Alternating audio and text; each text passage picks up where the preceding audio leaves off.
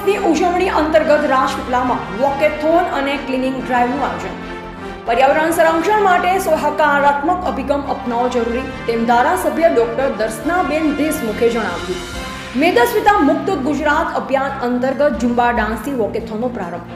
વિશ્વ પર્યાવરણ દિવસ નિમિત્તે નર્મદા જિલ્લા વહીવટી તંત્ર દ્વારા પર્યાવરણ પ્રત્યે જાગૃતિ ફેલાવવાના હેતુથી રાજપીપળામાં વિશાળ વોકેથોન અને ક્લિનિંગ ડ્રાઈવનું આયોજન કરવામાં આવ્યું હતું.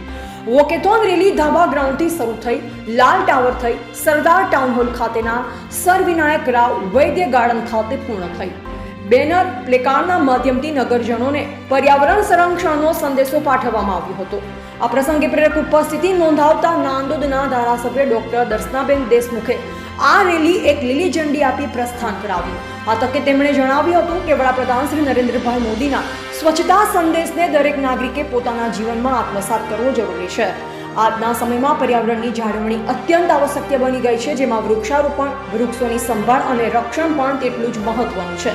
આજે રાજપીપળા નગરમાં યુવાનો, બાળકો, મહિલાઓ અને વહીવટીતંત્રના અધિકારીઓએ જે ઉત્સાહપૂર્વક વોકેથોનમાં ભાગ લીધો છે તે સહાયનીય છે.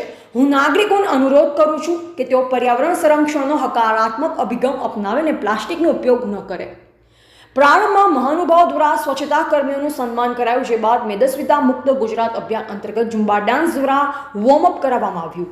વોકેથોન દરમિયાન અધિકારીઓ, કર્મચારીઓ, વિદ્યાર્થીઓ, યુવાઓ તથા નાગરિકોએ સક્રિય ભાગ લીધો.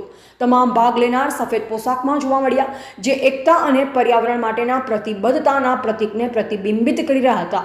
રેલીના રૂટ પર નાગરિકોએ સાફ સફાઈ હાથ ધરી હતી. નોંધનીય છે કે વોકેથોનના સમાપન સમયે સરદાર ટાઉન હોલ ખાતે ધારાસભ્ય ડોક્ટર દર્શનાબેન દેશમુખના હસ્તે સિંદૂર વૃક્ષ વાવ્યું. અધિકારી અને નાગરિકો દ્વારા પણ વૃક્ષારોપણ કરવામાં આવ્યું. કાર્યક્રમ દરમિયાન પ્રાયોજના વહીવટદાર સુશ્રી અંજુ વિલ્સન, નાયબ કલેક્ટર સુશ્રી વિધુ ખૈતાન, નિવાસી અધિક કલેક્ટર શ્રી સી.કે. ઉધાર, ડીવાયએસપી શ્રી પેમલ પટેલ, પ્રાંત અધિકારી ડોક્ટર કિશનદાન ગઢવી, નાયબ માહિતી નિયામક શ્રી અરવિંદભાઈ મછાર, મામલતદાર શ્રીમતી પદ્મા ચૌધરી, જિલ્લા રમત વિકાસ અધિકારી શ્રી દિનેશભાઈ ભીલ સહિતના વહીવટીતંત્ર, ફોરેસ્ટના અધિકારીઓ પણ ઉપસ્થિત રહ્યા હતા.